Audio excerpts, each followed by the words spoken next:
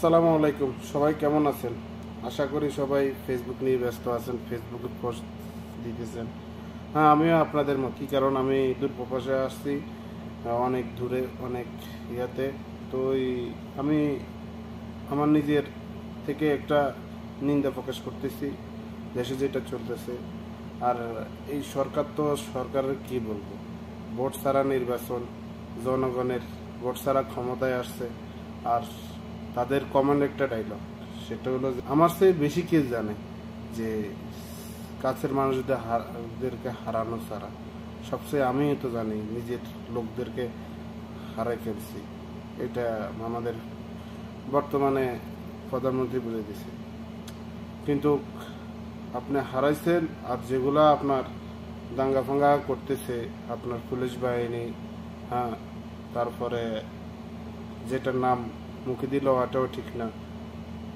আমি ওইটা এতটা ওদেরকে তীব্র নিন্দা জানাই কি এমনকি মুখে দিয়ে উচ্চারণও করতেছে না আপনার বাহিনী সাঙ্গপাঙ্গ। তো কি বলবো ওখানে আর, যেভাবে এই শিক্ষার্থীদেরকে যেভাবে অন্যায় অবিচার করতেছেন, যেভাবে পিটতেছেন, 6-7 জন লোক মারা গেছে, এক একটা কত মেধাবী ছাত্র। তারপরে তাদের পরিবারগুলার যে মানে কান্না, এত আমি কোনো সময় দেখি নাই যে এইভাবে কান্না করতে বা এইভাবে ইয়ে করতে। আমি ফেসবুকে দেখতেছি কত একদিন আগে যে একটা বোনের কান্না, আমি বলে বুঝতে পারবো না যে এতটা মানে খারাপ লাগছে বা এতটা ইয়ে লাগছে। তো দেশে যেটা হইতেছে এটার কি বলবো আর এখানে।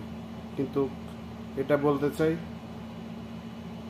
আপনি ভোট ছাড়া ক্ষমতায় আসছেন, কোনো সমস্যা নাই, দেশ চালাইতেছেন, হ্যাঁ, কোনো সমস্যা নাই। আলু আপনার 30 টাকার থেকে 70 টাকা হয়ে গেছে, কোনো সমস্যা নাই। পেঁয়াজের দাম বাড়ে গেছে, কোনো সমস্যা নাই, হ্যাঁ, মানুষ তারপরে বাঁচিয়ে আছে, চলতেছে, এটাই। কিন্তু এইভাবে দেশে অরাজকতা শুরু করে দিচ্ছেন, নেট বন্ধ করে দিচ্ছেন, তারপরে সিমে কোনো কল যাইতেছে না, যোগাযোগ বিচ্ছিন্ন করে দিচ্ছেন। এটা তো এভাবে হয় না। তো এই দেশটা কি আপনাদের কি কিনা? আর যারা এই যে দল সাপোর্ট করেন কোনো সমস্যা নেই, কিন্তু কথা হলো একটা, নিজের বিবেকের কাছে জিজ্ঞেস করুন যে আপনি কতটুক নিজেকে একজন প্রকৃত মুসলমান হিসেবে মানে। আপনার বিবেককে আপনি ইয়ে করুন, কি করতেছেন আপনি, কার সাথে কাকে সাপোর্ট করতেছেন। আজকে আপনি কখন সুন্দরভাবে নিঃশ্বাস নিতেছেন, নিঃশ্বাস পালাইতেছেন, যখন নিঃশ্বাস নিতে পারবেন না, যখন এই দুনিয়ায় থাকবেন না, এই দুনিয়ার মায়া ত্যাগ করে যখন চলে যাবেন, তখন না ওই উপরালা আপনার সামনে যে একটা অন্যায় কাজ করতেছে, যে একটা যেভাবে জুলুম অবিচার হইতেছে, তখন আপনি কি বলবেন?